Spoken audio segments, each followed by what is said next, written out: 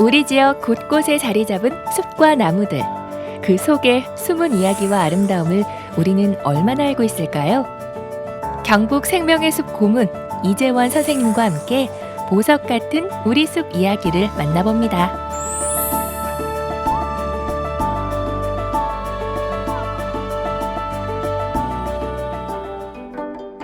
일상의 소란과 번잡함은 저 멀리 던져두고 아름다운 계절의 손짓을 따라 싱그러운 숲으로 향합니다.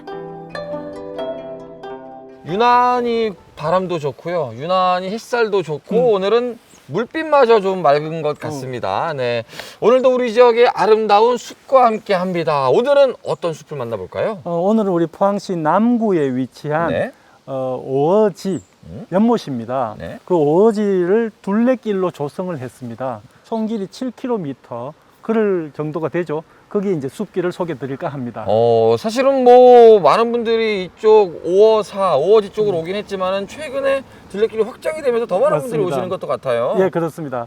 이곳이 또 매력이 있는 것은 어떤 둘레길로만 끝나는 게 아니라 말씀하셨던 오어사라는 어떤 고찰이 있고요. 또 운제산이라는 또 명산이 있어서 훨씬 더 둘레길이 그럴 만한 곳이 된 거죠. 그래요. 운제산 5호사 둘레길 포항 12경에 선정이 될 만큼 굉장히 아름다운 곳이잖아요. 아마 아시는 분들은 아실 테고 또 모르신 분들은 꼭 가보고 싶은 곳이 이곳일 겁니다. 기대하셔도 좋을 것 같습니다.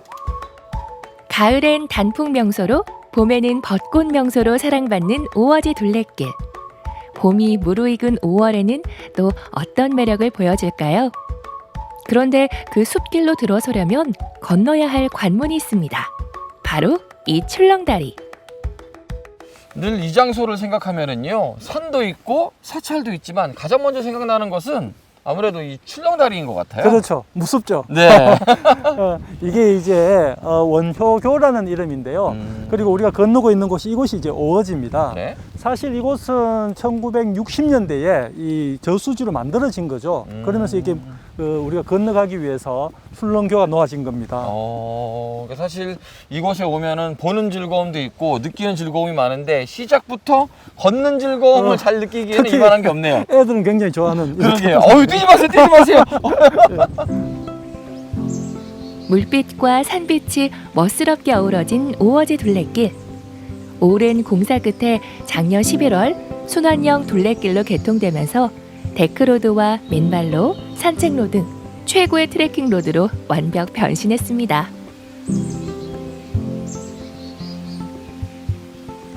오늘 이 자리가 굉장히 좋은 거는요. 참 걷기 좋다 생각될 만큼 산이 좋고 옆에 또 물을 끼고 있고 그렇죠. 이런 공간들이 많지 않잖아요. 운제산이라고 하는 산인데요. 네. 사실 산에 있는 둘레길을 만들다 보니까 나무들의 수령이 굉장히 오래됐죠. 한여름인데도 이 걷는 길이 그늘로 드리워질 만큼 나무가 크니까 뭐 여름이어도 걷기가 좋고 또 봄에는 이 들어오는 입구가 또 이 벚꽃길입니다. 네. 그래서 또 벚꽃 구경하기도 좋고요. 운제산이라는 이름은 구름 운자에 사다리 제자거든요. 네. 저쪽과 이쪽에 어떤 그 봉우리 사이를 구름다리로 해서 건너 다녔대요. 전설이죠, 물론. 예, 하지만 이제 그러한 전설들이 있는 것이 이 곳의 이야기를 좀 풍성하게 하니까 네. 이래 또 이 숲길을 걸으면서 그런 이야기도 되새겨 보면 재미가 있는 것 같아요. 더불어서 이 산도 산이지만 이 호수를 끼고 걷는 기분도 굉장히 남다르더라고요. 예, 이 호수는 오어지라고 말씀을 드렸는데 1950년대에 착공을 해서 60년대 초에 완성되었는 인공호수입니다. 이 어떤 농업용수, 그 다음에 이제 어떤 그 상수도 용수로서 댐을 만들었죠. 그러면서 여기 이제 오어지라고 하는 호수가 만들어졌고요. 뭐 오랫동안 우리 포항 시민들에게는 이 오어지는 이 남구에서는 명소로 되어 있는 곳입니다. 맞습니다. 걸으면서 위로는 녹음이 풀어진 산이 보이고요. 옆으로는 이 맑은 물이 딱 보이니까 야, 저야말로 걸으면서 신선 노름이구나 생각이 들었습니다. 네, 맞습니다. 청량합니다. 네. 쳇바퀴 같이 반복되는 일상을 벗어나 자연의 박자에 걸음을 맞춰 잠시 숨을 고르며 쉬어갈 수 있는 곳. 이 숲길을 천천히 걷다 보면 몸도 마음도 초록빛으로 물듭니다.